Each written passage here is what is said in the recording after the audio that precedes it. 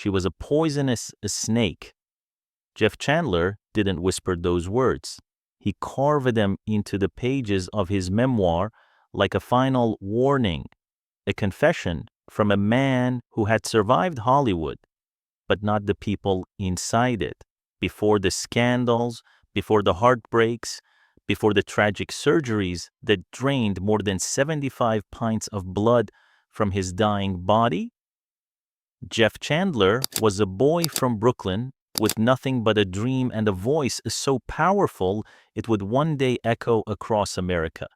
But in the end, it wasn't fame, injury, or even the brutal complications of a failed spinal operation that haunted him most. It was her, a woman whose beauty was worshipped, whose smile could silence a room, and whose charm wrapped around everyone she touched, until they realized too late that they were trapped. Jeff revealed how she could praise and destroy in the same breath, how her elegance hid a calculating sharpness, how everyone around her walked on a tightrope, never knowing if the next step would be their last. And as he wrote about her, he wasn't merely exposing a Hollywood star. He was exposing the cost of being near greatness tinged with danger. But this story doesn't begin with manipulation or betrayal. It begins decades earlier with a young boy growing up in the harsh shadows of the Great Depression, learning resilience long before Hollywood ever learned his name. Jeff Chandler was not born into comfort, privilege, or the glittering promises of Hollywood. He entered the world as Ira Grossall on December 15, 1918, in Brooklyn, New York, a child of a working-class Jewish family struggling to survive the unforgiving grip of the Great Depression. Those early years shaped him in ways no studio training ever could. While other children dreamed of toys, Jeff dreamed of escape, of transforming hardship into something meaningful. He entertained classmates with improvised skits, slipping into characters as easily as breathing. At home, he would mimic voices, act out scenes, and create entire worlds in the small, crowded rooms of his neighborhood apartment. That spark, fragile yet persistent, was the first sign of the man he would become. Determined to refine this gift, he enrolled at the Fegan School of Dramatic Art, where he absorbed everything: staging, timing, posture, breath control. And it was here that he forged the weapon that would later define him, his deep, resonant baritone voice, a voice that seemed to vibrate with the weight of a life lived too fast and too hard. But the path to fame was not immediate. Before Hollywood ever glanced in his direction, Jeff lived the reality of ordinary men. He worked as a restaurant cashier, stood behind counters at Macy's, and took on any job that paid the rent. These experiences grounded him, giving his later performances a quiet authenticity, not the swagger of privilege, but the resilience of someone who had truly struggled. Then came the turning point: radio, a medium where image meant nothing, but voice meant everything. Jeff's voice, authoritative, warm, and unforgettable, captured the attention of casting directors. In radio studios, he discovered his true power. His calm authority and emotional depth flowed naturally through the microphone, and audiences felt it instantly. Radio wasn't just a stepping stone, it was the foundation that launched him toward Universal International, the studio that would transform Ira Grossall from Brooklyn into Jeff Chandler, one of Hollywood's most magnetic leading men of the 1950s. But the true breakthrough, the moment that sealed his legacy, was still ahead. Jeff Chandler's rise from a radio voice to Hollywood leading man wasn't a stroke of luck. It was the inevitable result of presence, discipline, and a talent that refused to be ignored. Once Universal International signed him, they recognized immediately what audiences would soon fall in love with. A towering figure with rugged good looks, a voice carved from a stone and velvet, and an emotional honesty that quietly disarmed viewers. His breakthrough arrived in 1950 with the role of Cochise in Broken Arrow, a performance marked by restraint, dignity, and a sincerity that transcended the limitations of Hollywood's stereotypical casting of the era. Jeff didn't merely play Cochise, he infused the character with empathy, strength, and humanity. And Hollywood noticed. His performance earned him an Academy Award nomination for Best Supporting Actor, officially marking him as one of the most compelling stars of his generation. From there, the momentum was unstoppable. Throughout the 1950s, Chandler became one of Universal's most bankable attractions. Tall, athletic, and impeccably groomed, he possessed a rare combination of masculinity and vulnerability, an unusual duality that made audiences both admire him and feel protective of him. He captivated viewers in films such as Bird of Paradise, 1951, Yankee Buccaneer, 1952, Foxfire, 1955, The Tattered Dress, 1957. Each role revealed another layer of his versatility: adventure, drama, westerns, war films, even light comedy. No matter the genre, Chandler elevated the material through emotional intelligence and presence alone. His filmography grew rapidly. Smuggler's Island, 1951, Battle at Apache Pass, 1952, War Arrow, 1953, Female on the Beach, 1955, opposite Joan Crawford, Away All Boats, 1956. The audience didn't just see a handsome man performing a character, they saw strength tempered with gentleness, resilience wrapped in introspection. Off the screen, Jeff surprised many who expected the loud bravado of an action hero. He was thoughtful, soft-spoken, even intellectual. Those close to him described a man far deeper than the heroic figures he played. He also sang beautifully, recording albums that showcased the depth of his baritone voice, expanding his reach far beyond film. By the mid-1950s, Jeff Chandler wasn't just a movie star, he was a phenomenon. But with fame came pressure, and with pressure came cracks, especially in his private life, where challenges were beginning to form, slowly and quietly.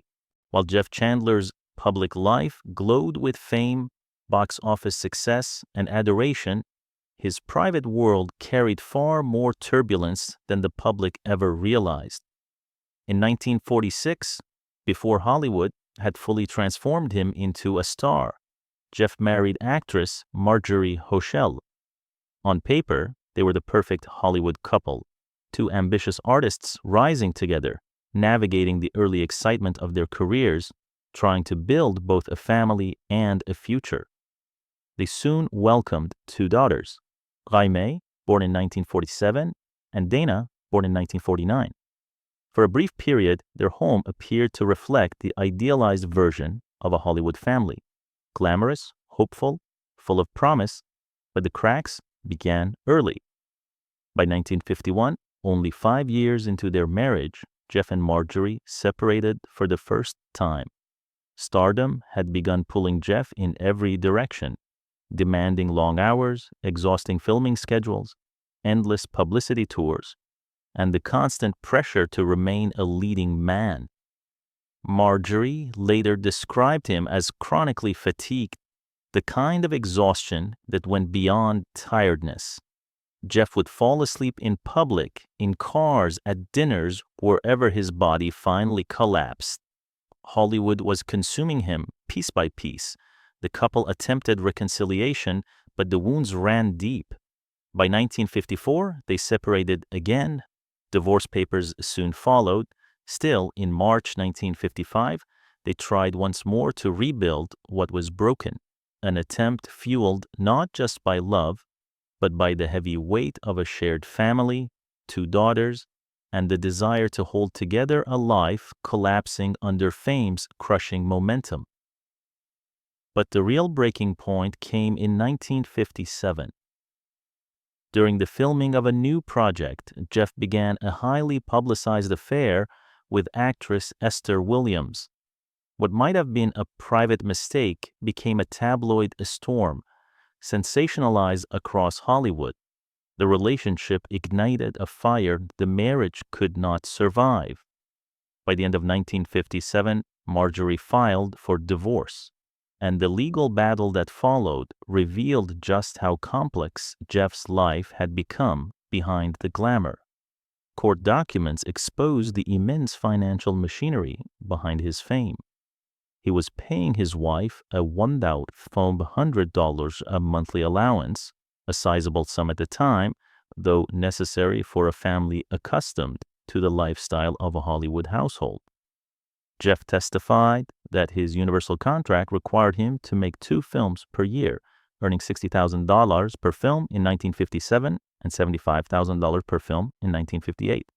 His total earnings in 1957 alone reached $250,000, an enormous figure for the era, but nearly a quarter of it, 25%, went directly to his agent, manager, and business team.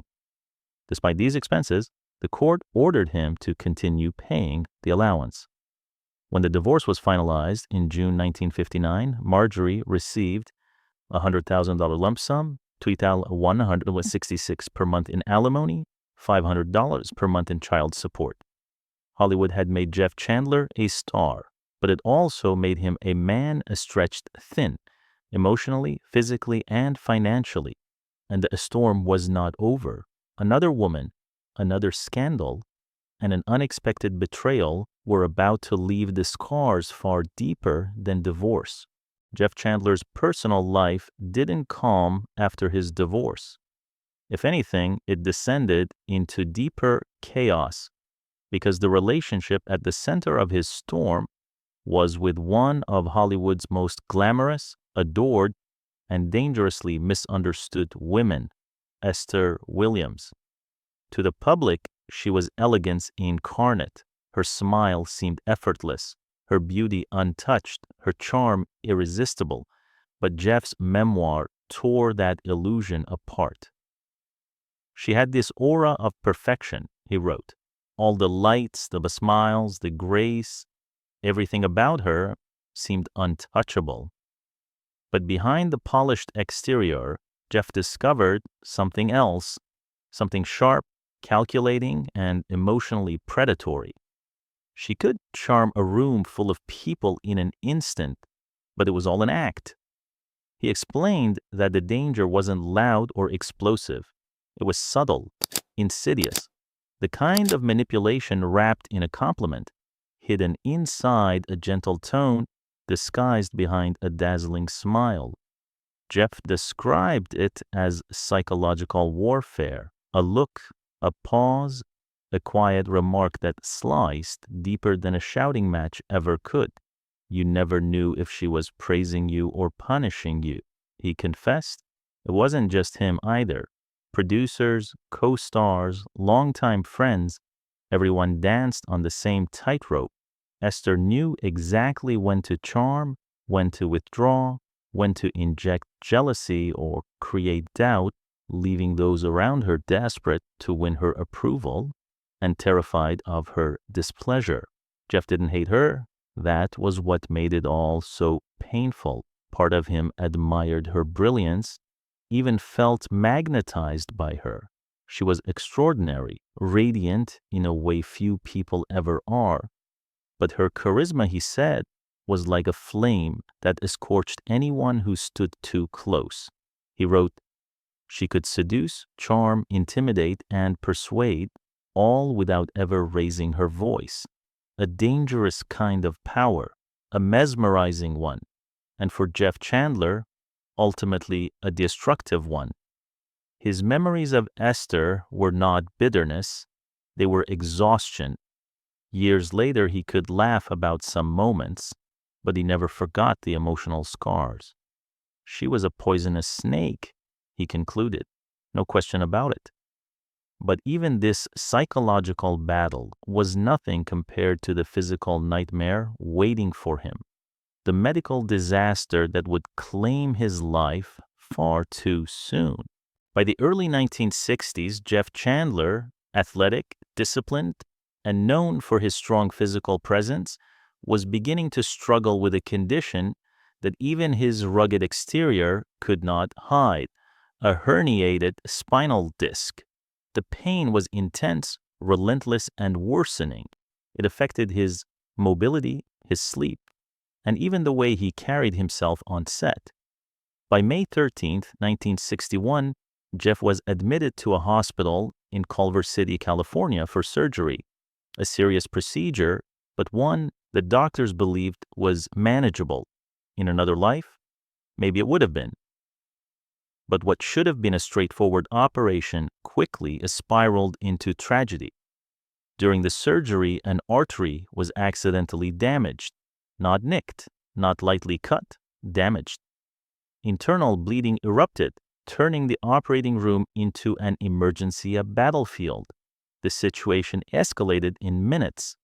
Jeff began hemorrhaging rapidly, violently, losing blood faster than his body could compensate.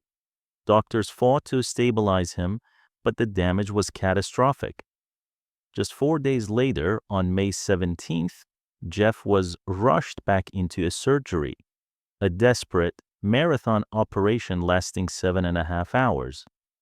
Surgeons worked with frantic precision, attempting to repair the artery, control the bleeding, and reverse the cascading trauma caused by the first operation. Jeff received an almost unimaginable amount of blood, 55 U.S. pints, approximately 26 liters. No actor, no athlete, no healthy man could endure that without consequence.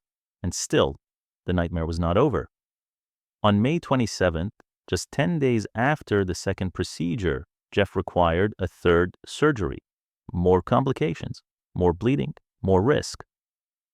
During this final intervention, doctors transfused yet another 20 pints of blood, pushing his body beyond its physical limits. In less than a month, Jeff Chandler had received a volume of blood few humans in history have ever survived. And tragically, he didn't. His body, ravaged by trauma and overwhelmed by endless transfusions, succumbed to septicemia, a severe blood infection. Pneumonia, an additional complication, further weakened a system already pushed past the breaking point. On June 17, 1961, Jeff Chandler died at just 42 years old. Hollywood lost a leading man, his daughters lost a father, and the world lost a talent who had only begun to show the depth of what he could become. But in the pages of his memoir, Jeff had already told us something deeper, that behind fame, behind charm, behind the glittering illusions of Hollywood, lay a world of manipulation, sacrifice, and unimaginable cost. When Jeff Chandler died on June 17, 1961, Hollywood didn't just lose another actor, it lost one of its most distinctive voices and a man whose career, though cut short, burned with rare intensity. His death shocked the industry. To audiences, Jeff was the embodiment of strength, tall, athletic, commanding, with a voice that rolled like distant thunder. To imagine such a man brought down by a medical tragedy, by internal bleeding, infection, and the failures of a surgery meant to heal him, felt almost impossible. But Jeff's legacy didn't end in a hospital room. Across the 1950s, he had built a career that stood apart from the actors of his era. He played warriors, leaders, conflicted men, and noble figures who carried quiet burdens. Whether portraying Native American, Middle Eastern, or frontier characters, he infused them with dignity and sincerity, elevating even the most stereotyped roles into heartfelt performances. His work in Broken Arrow earned him an Academy Award nomination and set a new standard for empathy in Hollywood portrayals. His collaborations with Universal International helped shape the studio's golden age, and his recordings, a smooth, disciplined, resonant, showcased a vocal talent that reached far beyond film. Even off-camera, people remembered Jeff for qualities rarely seen among Hollywood giants: a thoughtful nature, a gentle intelligence, and a soft-spoken warmth that contrasted sharply with the rugged heroes he portrayed. But perhaps the most revealing legacy was not in his films, but in his words. Through his memoir, Jeff granted the world a rare, unfiltered look behind Hollywood's shimmering façade. He lifted the curtain on fame's darker edges, on manipulation disguised as charm, on emotional battles hidden behind glamorous smiles, on the unseen price of living under constant scrutiny. His reflections on Esther Williams, on the emotional traps he navigated, and on the psychological cost of fame created one of the most candid portraits of Hollywood's golden era. He exposed not just one toxic relationship, but the culture that allowed such power games to thrive. In the end, Jeff Chandler left behind a body of work filled with integrity, strength, and heart, a cautionary tale about the seductive dangers of fame, and the enduring voice of a man who refused to be silent about the truth. His life was short, but his story, blended with triumph, heartbreak, manipulation, and tragedy, remains one of Hollywood's most haunting